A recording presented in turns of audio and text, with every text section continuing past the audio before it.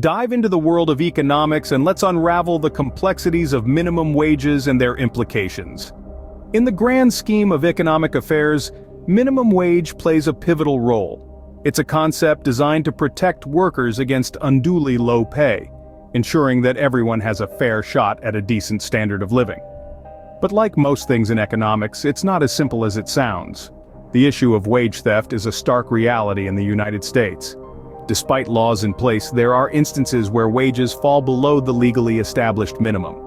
This underpayment, or sub-minimum wage payment as it's known, affects a wide range of workers, often those in the low-wage labor market who are most vulnerable.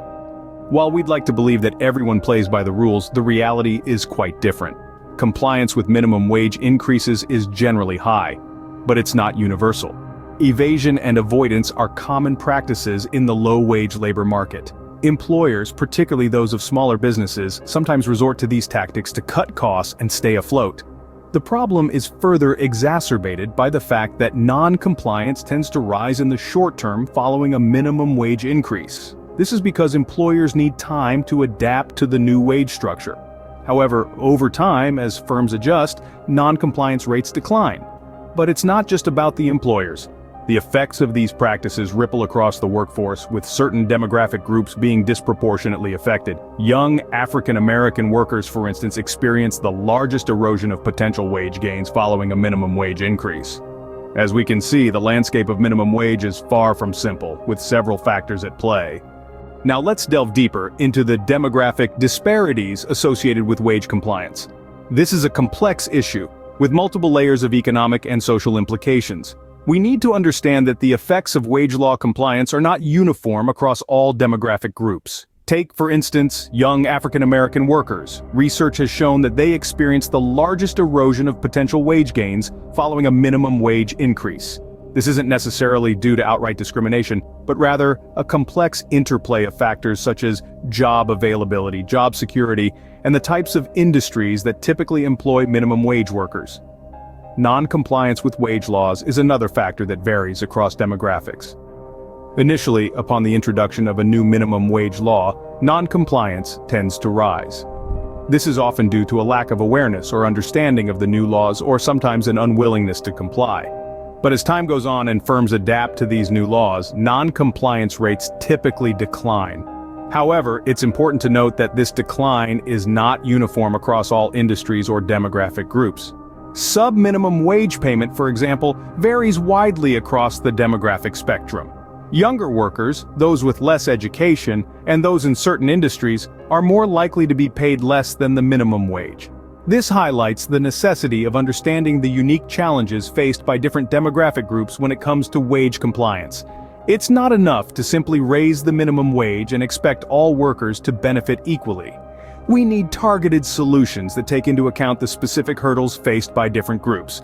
Demographic disparities in wage compliance pose significant challenges, requiring targeted solutions. The question now arises, what can be done to address these issues? Let's delve into the world of enforcement measures. Greater enforcement, on the one hand, can certainly help reduce wage theft. It can ensure that employers are held accountable and that workers are paid their due. This could mean more stringent checks, heavier penalties for non-compliance, and a general tightening of the regulatory framework. However, there's another side to this coin.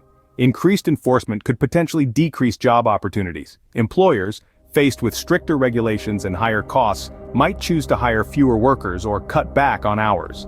This could lead to job losses or reduced income for the very people the measures are meant to protect. This brings us to a trade-off, a delicate balance between earnings and job opportunities.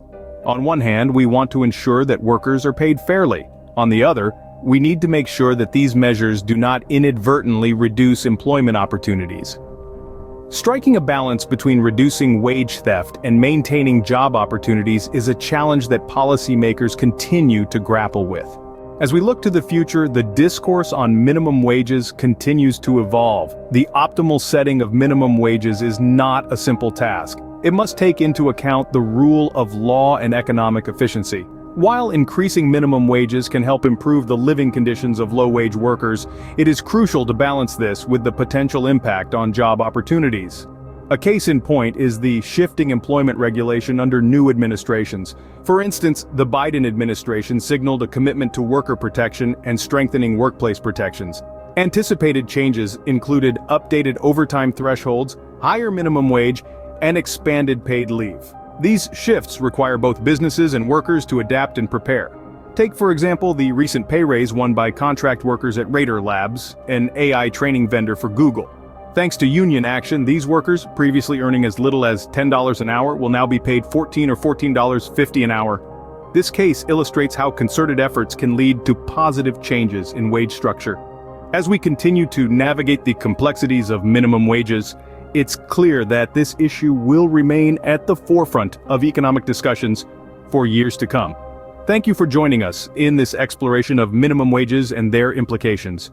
Remember to subscribe for more enlightening discussions on economics and beyond.